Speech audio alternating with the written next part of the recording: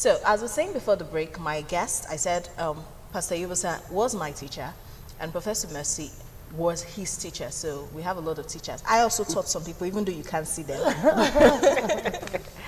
So, we're talking about achieving financial freedom in our harsh economy, and everyone wants to have enough money in their accounts so that they can buy Lexus and cruise around town.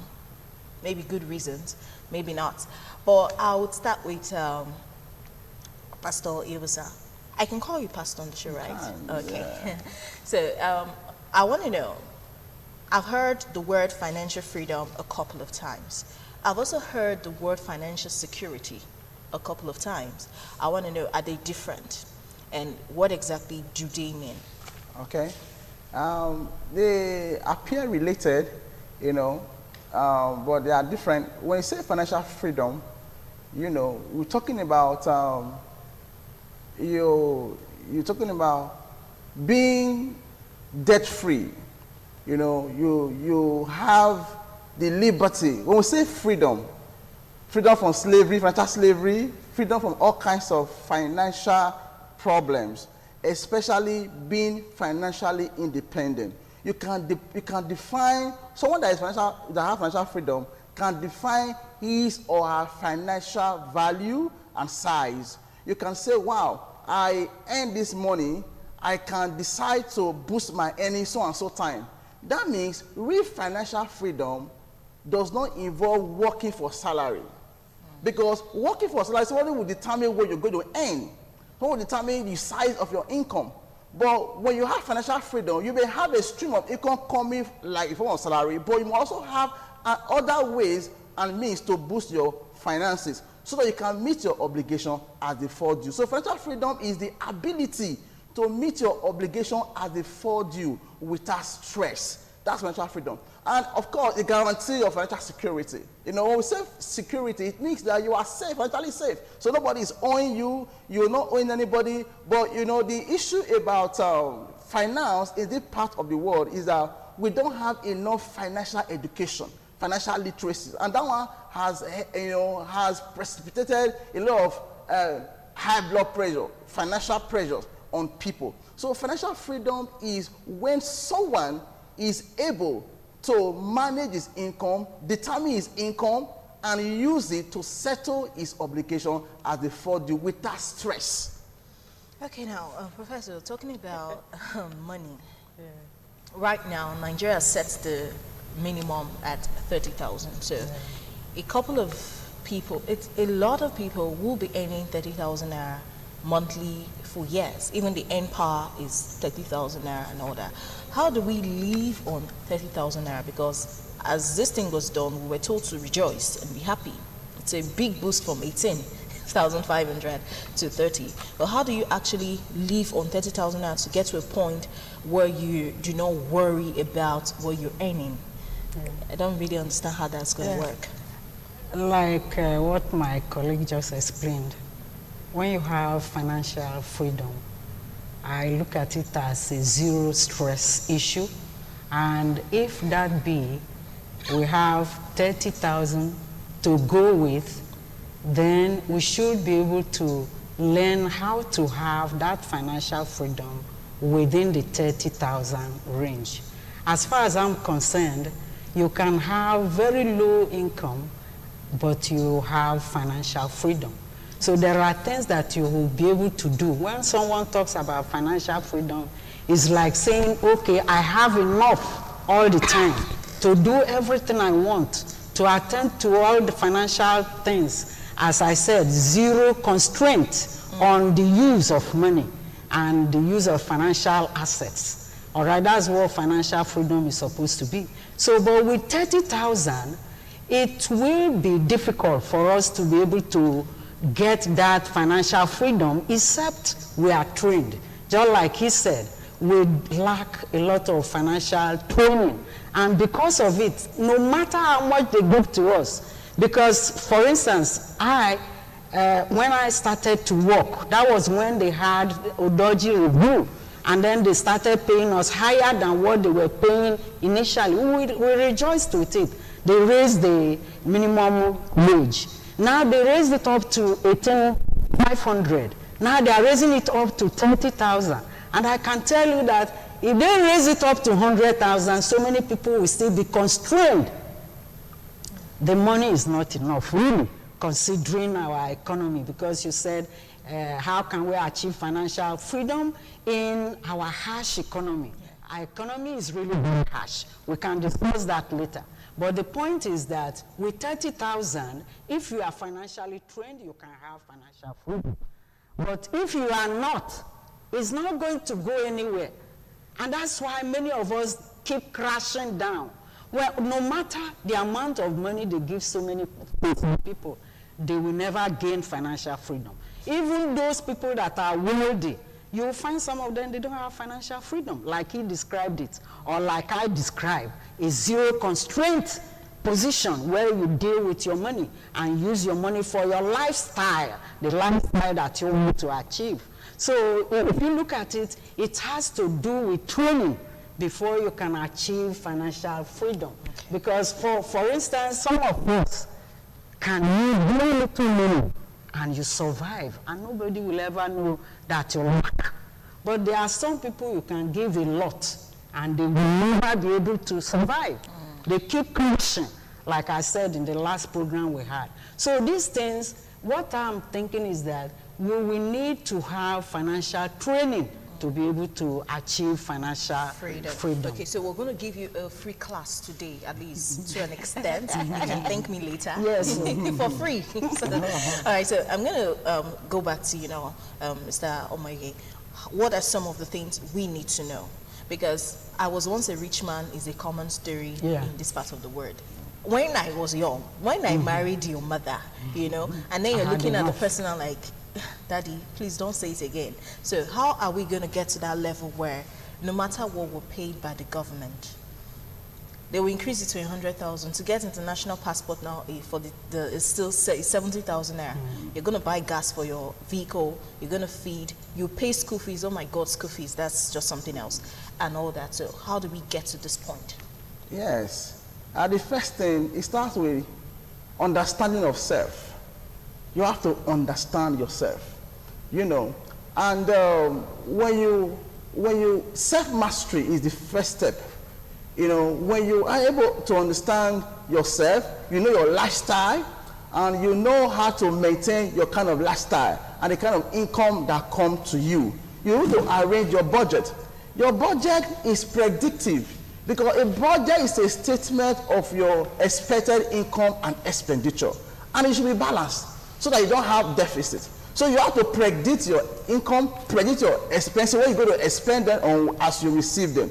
So now, financial training begins with understanding financial concepts. How many people know issues like interest rate, issues like inflation rate, issues like exchange rate, for example?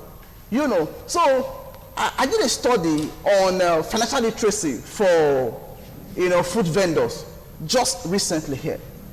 Now I discovered that a lot of our women here, mama put quote unquote now, that sell food, I moved around town and I discovered that a lot of them kept asking for money for their business. Even though they source for funds from family members and from past savings, they still keep crashing. Why? So they have money, they don't have financial education, financial training. Now, a woman that sells food or sell,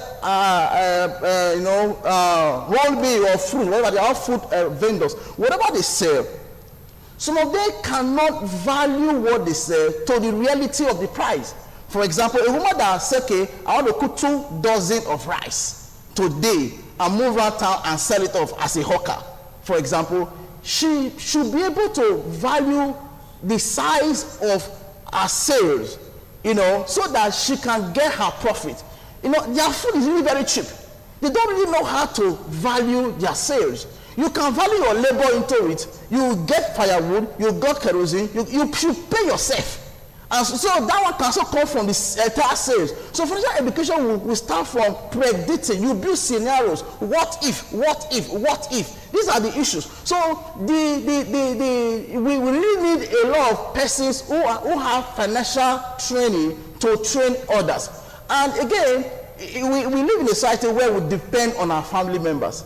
You know, unlike other climes where nobody cares. So there is high financial education in a place like America and Europe because nobody will care. So now, if you are broke, you can call your uncle, you can call your cousin, you can call, so the family, the family system is still in vogue here. So you still rely to your family. But that is fading away now because of cross-cultural influence now. Family system is fading away. People don't really care again like that as it used to be. So that means they're going to be stressed tomorrow if you don't have financial training today. Okay. All right, now you mentioned something about budgets. Not everyone knows how to draw a budget. I know when I was in secondary school, in economics, there was something called the scale of preference. Just put the most important thing at the top, and I just feel that's what the budget should entail monthly. But maybe some other persons might not know, or maybe even my style of writing a budget is not the right way. So, Professor Mercy, tell us how we can write a budget. What should be in our budget? How much money should we allot to different items in the budget? Like how many % of what we earn? Yes. Budget just simply means that you know what you earn, you know what is coming, and then you know what you have on the ground now, and then you know what is expected of you in terms of expenditure. So you know your income, and then you know what you expect to expend. That is what your expenditure is going to be. So when you have this, then the budget is sitting down to allocate what you think you're going to get to what you think you're going to spend. You understand what I'm saying? So that is what is called budget. And for you to be able to do it well is to sit down and know your streams of income. Where are my income coming from? How much do I spend? How much do I think I'm going to get within this period? Because it's usually within a period.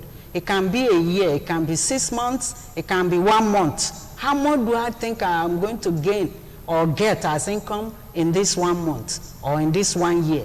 And how much do I think I want to spend? And what do I want to spend them on? This is when you now have them put together, that is what is called budget. Now, I used to train women, and I usually tell them that before they leave for their markets, they should be able to know how much they have in hand and how much they want to spend in the market, how much they want to buy. I have had friends who have gone to markets and then they are borrowing. They find themselves borrowing after bargaining to get something. They will now find that they don't have enough money there. So I asked them, where did you not leave your home? You should have sat down to know how much you have, how much you are expecting from friends if they are going to give you money outside, and then how much you want to spend in the market so that you don't embarrass yourself. Now, when you do this, then it means you are having a good budget. And I tell people to always have budgets, because if you don't, you may spend on things that you are not expected to spend on.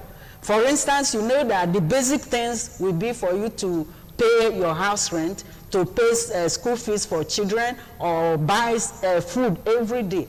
But you now have money for women. They will probably go and buy gold, which they have to pay for, gold earrings, and then go for dresses, which they have to pay for. And by the time they finish with those, they have no money anymore to prepare good pot of soup, which is wrong.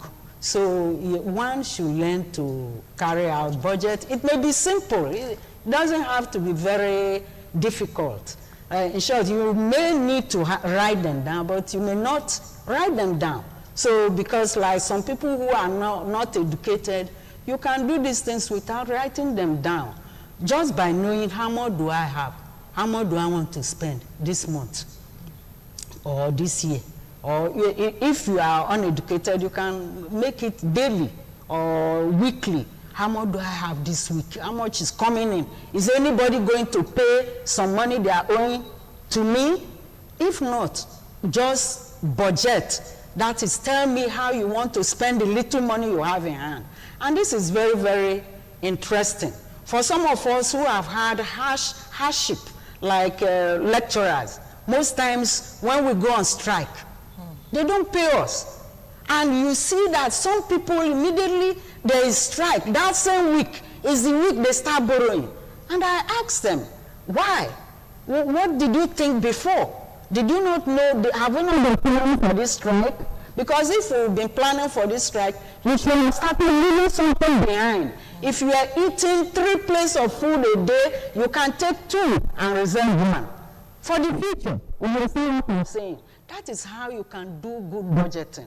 That is, you know yourself, you know where you are coming from, you know where you're going to, you know the income that is coming, and you know the one that will be taken away. So with that, you can manage yourself without any stress. I can give you one simple example. Okay. Sometime when we had strike, they was much younger then, and there was a young man coming to my place, you know, as a friend.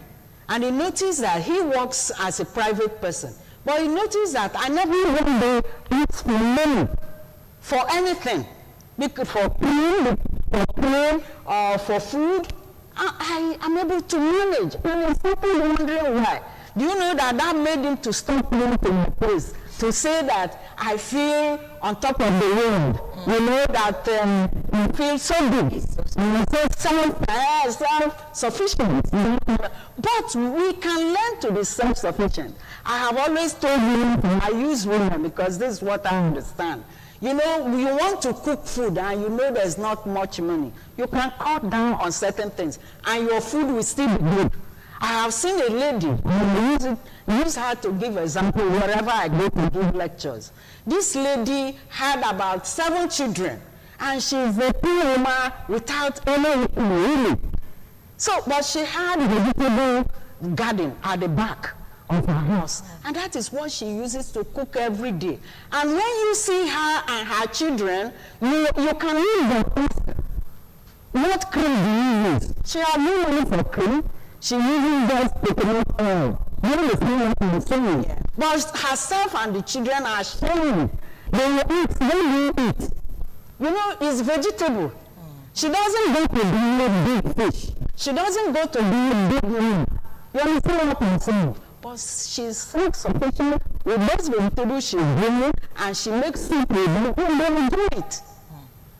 Okay, now for as many of you that are listening, I know you heard the part where she said you should plan what you're going to get and how you're going to spend it.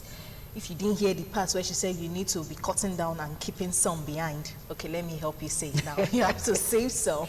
Don't spend it all. Spend it so that you don't start begging.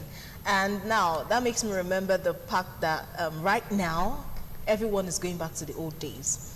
The coconut oil, the organic cream, which is very expensive now. These are the things that our parents used to do. They eat vegetables, everybody's ketoing, it's still natural foods and all sorts of things. And that's also making those natural things expensive in the market now.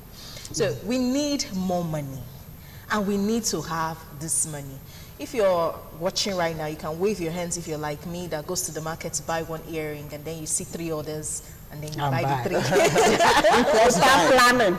We're not planning. We're not planning. Yeah, you know, you just say, I'm just going to buy a blue suit because on Sunday we're wearing blue suit, I don't have blue suit, and then you see this gown like, whoa, I'm getting it's red gown.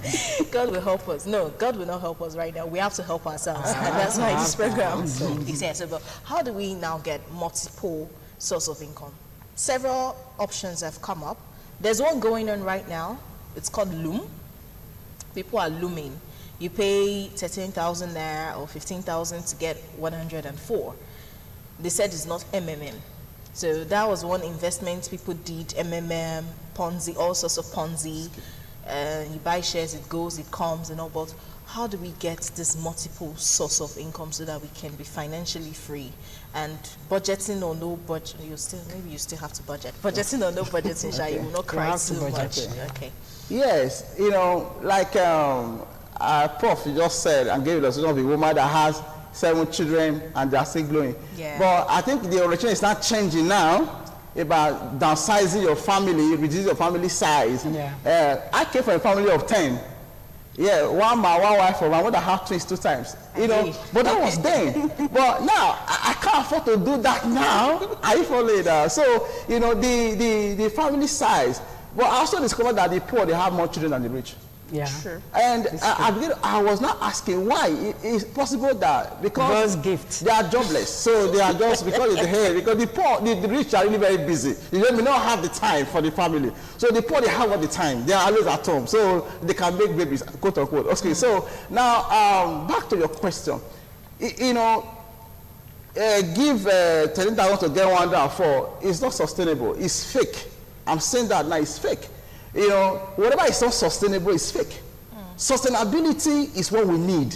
What you can predict in the next 20 years. That's why we are talking about sustainable development. So sustainable financial stream, sustainable financial freedom, sustainable everything. Wow, sustainable environment. Sustainability is the key word. So when you're talking about sustainability, you're talking about you will use and keep behind for next generation. That's sustainability. All right, so you can start off with thinking. You have to think through.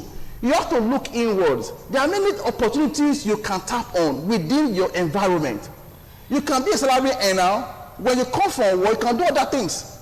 You can have vegetable garden and sell your vegetable, or you plant your vegetable, you will no more buy vegetables. So you are already saving vegetable money, you are already budgeted. So you can think of what to do. Now, I remember while I was still in the university, you know, studying banking and finance, she was my lecturer. Yeah. Now, my parents didn't pay my school fees. And I know the home I came from, there was no money. So I have younger ones that my parents were paying their fees. So I choose to reduce my burden because, you know, that will further put pressure on the family budget. So what did I do? I started teaching. Yes. I started teaching in lecture houses. So I taught I would teach in the morning, come to class, then go back again to go and teach the lecture in the afternoon, in the school in the morning, come to school, attend my classes, go back to take the regular classes in the afternoon till the evening. So I was able to save, pay my school fees, buy my books. Then I was back in Benin, so you can back from wherever, you know, within a short time. You know, this time you can lose time, but you can get time then because of the speed. You have to face the reality of your time now and find a way out of it. So you can do recharge card business. You can do all kinds of things. Anything can turn to money. Just think. You know, there are business seminars here and there that you can attend. So on how to build up your financial base, but do not depend on salary. Salary can fail.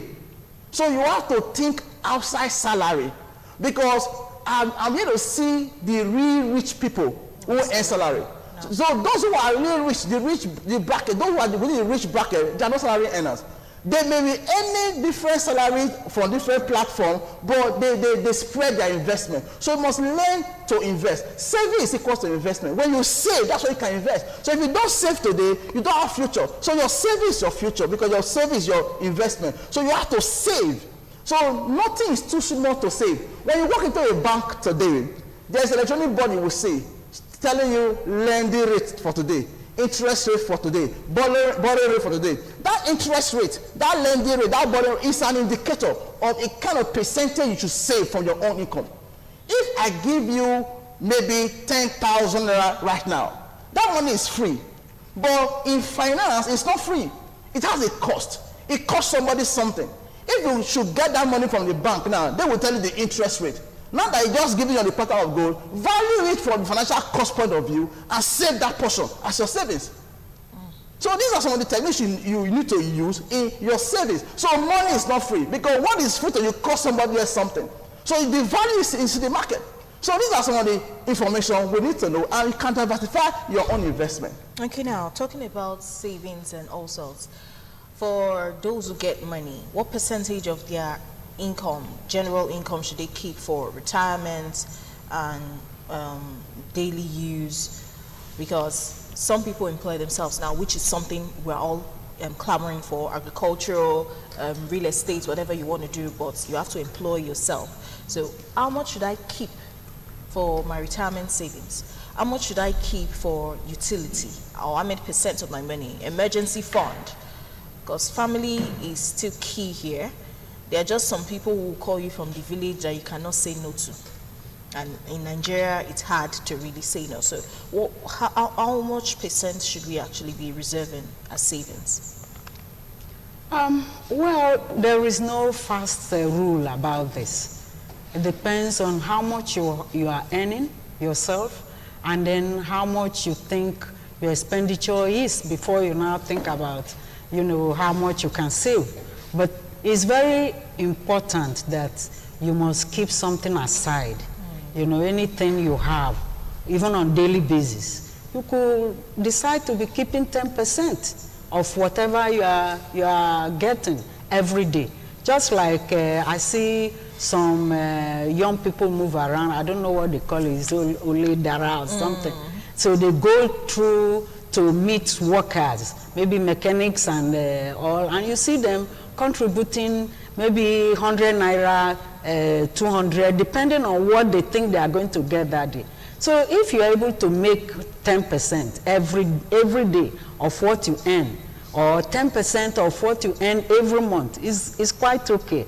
You keep that aside, and then be able to spread the remaining 90% on the things you want to spend on immediately, and then some other things like capital expenditure, because here you have things that are consumable that you spend your money on, and then some that are capital things that, like maybe today I want to buy a fridge, that expenditure is different from I want to go and buy food.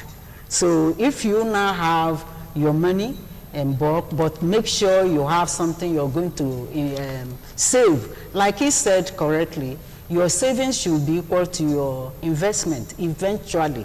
So, but if you keep saving every month, then eventually you can now use that money to invest on what comes around that you think will yield money. Don't invest on things that will not yield future stream of income. That is what it is. That is, if you want to have like different streams of income, you must think of where to put your money to be able to get extra money in the future. You put it today, you can get it, you put it this time, in the next hour you'll be able to get something else. But this issue of many Nigerians patronizing fake quick money returns things, like we did Plan Well and then MMM and all that. I have told them, those people who patronize these things are fake in their own selves. That is, in other words, they are not true Nigerians. I don't call them true Nigerians, because all they want is quick gain. Anybody who wants quick gain is a fraud. Is the person will never really be able to make it. It's like these people will talk about that go abroad, they say they go to where do they call it, Ghana, there's another place they normally call Malaysia and all that. All those people who do that are not doing the right things, and I see them as fake human beings, as fake Nigerians, because it will come to a point where the whole thing will crash.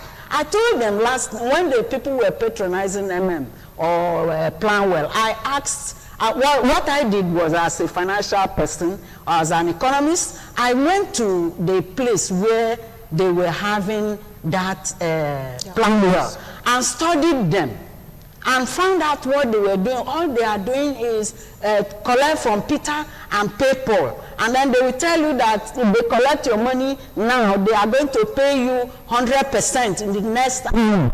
So I asked them, how do you generate this money? How do you generate this money? So I sat down and watched what they were doing. And I found that they had no investment at all. If they were like investing on certain shares or something, and from where they will be getting into, then it would have been something good. So I told my friends that, look, this thing is crashing in the next generation of this Plan Well thing they are doing. And it happened exactly that way. Because when they were not investing, only collecting to collect from Peter and pay Paul, there is no interest, there is no extra, then there is no way it can work. It's not sustainable, just like he said being sustainable means that that thing can grow and that thing can remain from generation to generation. That is from those your customers, from one group of customers to the other group of customers. Not just using what the first customers brought, you pay what the second customers brought, you pay the first customers. Without any growth, it cannot work. Okay, so now, that is it. Let me go a little bit religious. Now, I'm a Christian, by the way, so don't judge me. Now, if you look at the richest people in the world right now, before you call 5, it will be hard for you to pick one who is a Christian. Mark Zuckerberg, maybe they started as Christians, but eventually they just forget religion. Warren Buffett, Larry Ellison, Jeff Bezos, Bernard Arnault, Carlos, as these are like the first 6 in the world right now. If we come down to Africa, the richest in Africa right now is not even a Christian. So I don't understand why we have a lot of rich pastors and we have very poor members. And Christians seem to talk more about finance in their messages. We listen to them on television. We have billboards all around, release my finance or die in 10 days, every altar against my wealth, and you know, and several programs. So I don't really, why can't we find a lot of Christians amongst the very rich? Very rich. Okay. Christians are not meant to have money. Yeah, let me break your heart a bit, because when you say money, money is called mammon. And I'm a Christian. I read in my Bible that it was described as unrighteous mammon. So, and you're talking about righteousness with unrighteous mammon. There's a mismatch somewhere. So, you use money in this world, and Christians are not for this world. They are going somewhere. So if you are transiting somewhere, the currency where you are going to is what you should be talking about, and not the one you are using here. So in essence, Christians are not expected to contest for riches, because riches is already unrighteous. But however, we need money to survive as individuals. So the focus should not be money. When you check, from records, over 85% of the richest people in the world are not Christian. A lot of them are Jews. A lot of 85% of the richest people are Jews. So now what we are saying is that, for pastors emphasizing money and leaving the real issues, righteousness, value system. Our value system is falling. In fact, modern day fraud is not from the church. Modern day fraud, I can talk authoritatively from that point of view, that modern day fraud this day is found inside church because of the get rich quick. You see pastors praying for people to go and make money illegally, and they can't say they are not aware of it. So just for the money's sake. But however, we should be contented. God wants us to live well and be contented. Godliness with contentment is great gain. So you can make money, within your own means and still be rich. Wealth or riches or rich is a relative issue. I can say I am rich. You can say I'm not rich. It's relative. Poverty is relative. What poverty of the mind, what financial poverty, all kinds of poverty. So also riches. So it's relative. If I can meet my needs, I'm rich. So if you are on top of the world and you are not, you don't have peace of mind, you're also poor in that area. So you are poor. So, but me, I'm rich in that area. So riches is relative. But the bottom line is that Christians should also can pursue their financial goals, but they should not go to the point of making money priority, as it were, because money itself should not be worshipped. It's just a means just to live on this earth. You are a passing being. You are just passing and transiting. So it's a temporal issue. So just hold it and go beyond. So it should not do all that affair.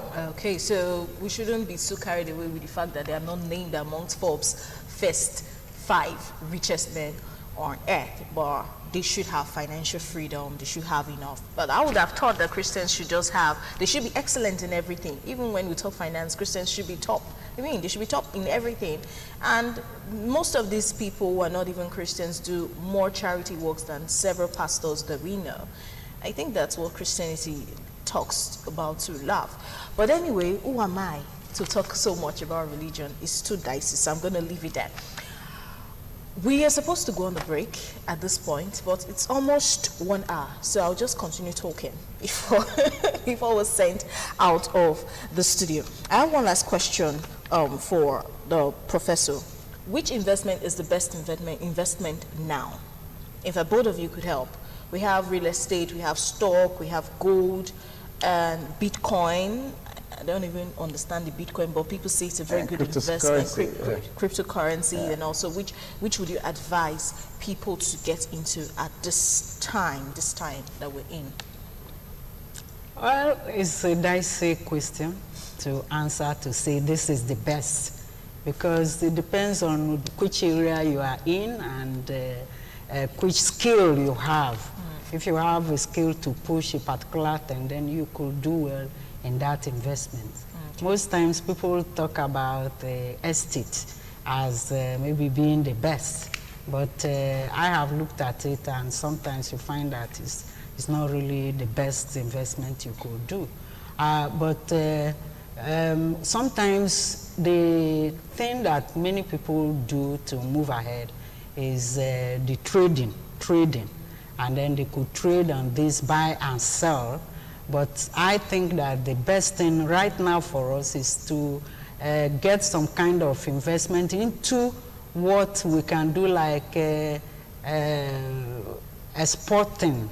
Maybe assuming we are able to do exports. You know, that means you could buy whatever, add some value into it, and then export it. That could be a better way for us to get enough money that we need, because right now it is the hard currencies that matter than the local currencies. Okay. So if one is able to do this kind of thing, like if you have something to add value to, like maybe Gary, the way Gary is now.